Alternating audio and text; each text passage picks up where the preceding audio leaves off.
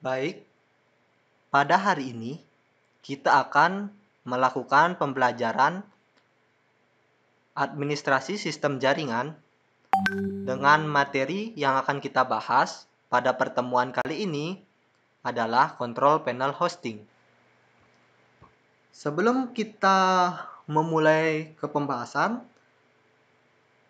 manfaat kita mempelajari kontrol panel hosting ini adalah pertama, kita dapat membuka usaha layanan penyedia hosting.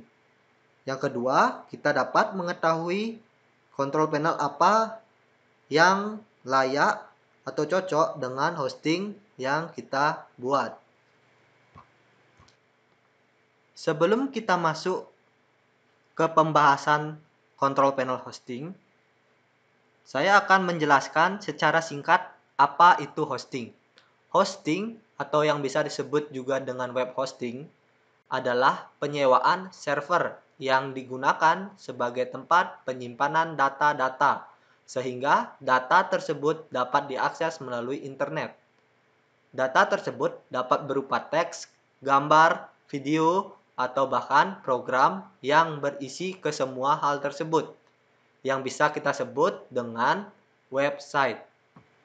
Nah, dari penjelasan di atas, kita bisa artikan hosting itu adalah tempat penyimpanan website maupun skrip lainnya yang membutuhkan penyimpanan database secara online. Baik, sekarang kita akan masuk ke pengertian control panel. Control panel hosting adalah program atau software yang disediakan oleh penyedia web hosting yang berfungsi untuk mengoperasikan, mengatur, menjalankan, dan mengelola segala fasilitas yang ada di web hosting. Nah, seperti penjelasan yang sudah tertera di slide, control panel adalah software pembantu agar user lebih mudah mengakses hosting atau mengkonfigurasi layanan apa saja yang ada pada hosting tersebut. Kita lanjut ke fungsi dari control panel hosting. Untuk fungsi control panel hosting itu sendiri adalah membantu untuk mempermudah user dalam mengatur hosting atau server. Jadi, fungsi kontrol panel hosting itu adalah mempermudah pengguna. Nah, mempermudahnya ini di bagian mana? Nah, di sini sudah dijelaskan pada slide, yaitu mempermudahnya di bagian yang pertama, pengelolaan file website, pengaturan website, pengaturan dan manajemen email, pengelolaan domain, pengelolaan database, konfigurasi modul PHP, pengaturan keamanan pada hosting, dan proses backup dan restore dari website. Agar mempermudah untuk mempelajari control panel hosting, kalian bisa lihat perbedaan dari control panel hosting dan tidak memakai control panel hosting. Oke, ini di slide ada contoh di mana settingan yang tidak menggunakan control panel hosting. Pada gambar di slide, kita bisa melihat settingan DNS pada Debian 8 yang masih menggunakan command line, di mana di sana kita harus menginstal paket bind 9 terlebih dahulu, baru kita mengkonfigurasinya. Setidaknya kita harus dapat mengetahui di mana kita konfigurasi atau menghafal sintak dari konfigurasinya. Untuk masalah ini, orang awam akan sangat sulit untuk mempelajarinya. Jadi, kalau kita menggunakan tanpa control panel, di sini kita bisa lihat biasanya hanya ahli saja yang dapat melakukan konfigurasi. Baik, selanjutnya kita akan melihat contoh penyetingan DNS dengan control panel hosting. Nah, di mana pada settingan DNS dengan control panel hosting, kita tidak usah ribet memikirkan sintak atau lainnya. Untuk melakukan konfigurasinya, tinggal melakukan klik saja dan selesai. Bisa dilihat pada slide berikut di mana control panel hosting di sini untuk men-setting DNS-nya kita hanya cukup mengisi domain name-nya saja. Jadi tinggal mengisi domain name seperti yang ada di kotak merah pada gambar.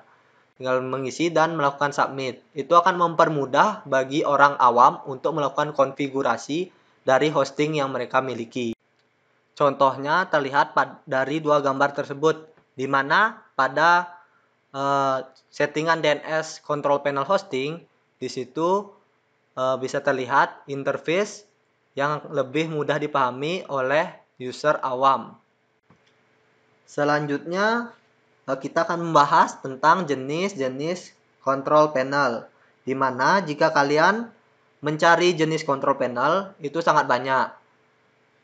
Akan tetapi, di sini akan saya tampilkan beberapa control panel yang sering dipergunakan oleh penyedia hosting yang berada di Indonesia. Yang pertama ada control panel, cPanel. Ya, yang pertama ada cPanel. Adalah control panel yang paling sering digunakan oleh penyedia hosting, khususnya di Indonesia. Kelebihan dari control panel ini adalah tampilan interface yang rapi, sehingga orang awam akan sangat mudah untuk memahami apa saja yang ada di control panel cPanel ini. Selanjutnya ada control panel Flash. Control panel ini biasanya digunakan untuk hosting berupa VPS atau Virtual Private Server. Sama halnya dengan cPanel, Flash ini sifatnya adalah berbayar. Jadi, jika kita ingin menggunakan control panel Flash, kita harus membayar kepada pembuatnya atau kepada penyedia hosting yang menyediakan control panel ini. Kita lanjut ke control panel selanjutnya, yaitu Webuzo.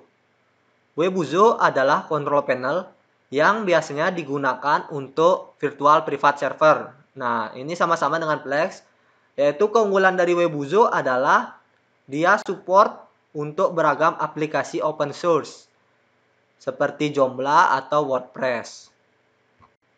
Jenis control panel selanjutnya ada EHCP. Untuk control panel ini adalah control panel yang berbeda dari 3 control panel sebelumnya, yaitu control panel ini bersifat gratis atau free, yang dapat digunakan oleh siapapun. Selain itu, control panel ini juga memiliki support aplikasi yang hampir sama dengan cPanel dan lainnya. Bahkan control panel ini sangat cocok untuk hosting dengan server low-end. Nah, dari keempat jenis control panel yang tadi kita bahas, EHCP akan kita gunakan untuk melakukan praktek pada materi control panel kali ini. Dikarenakan sifatnya yang gratis dan tidak memakai banyak resource pada server. Sebelum kita masuk ke konfigurasi EHCP, mari kita mengenal apa itu EHCP terlebih dahulu. EHCP atau Easy Hosting Control Panel adalah salah satu contoh control panel hosting yang open source atau gratis dan dibuat menggunakan bahasa pemrograman PHP. Selain gratis, EHCP juga support untuk server yang berbasis Linux. Makanya ini cocok untuk kita jadikan bahan pembelajaran. Selanjutnya, mengapa kita menggunakan EHCP untuk praktek pada materi ini? Ya, seperti yang sudah tadi saya jelaskan, yaitu dikarenakan EHCP ini tersedia secara gratis dan sudah mendukung penggunaan server Linux. Jadi sangat cocok untuk kita yang ingin mempelajari atau membuat hosting control panel sendiri. Selanjutnya, kita masuk kepada kesimpulan, di mana kesimpulan pada materi kali ini adalah yang pertama, hosting adalah penyewaan server yang digunakan sebagai tempat penyimpanan data-data website.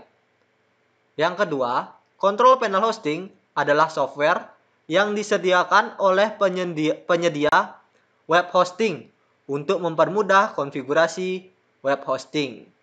Yang ketiga adalah jenis control panel, itu ada cPanel, Plex, Webuzo, EHCP, dan masih banyak lagi. Yang terakhir adalah mengapa kita menggunakan EHCP?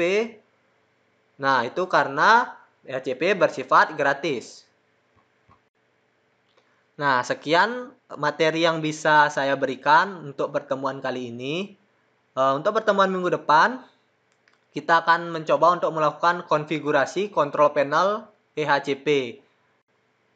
Jadi saya harap kalian bisa untuk melihat bagaimana konfigurasi EHCP tersebut, dan yang paling utama adalah menyediakan bahan-bahan yang akan digunakan untuk melakukan konfigurasi EHCP di server Linux.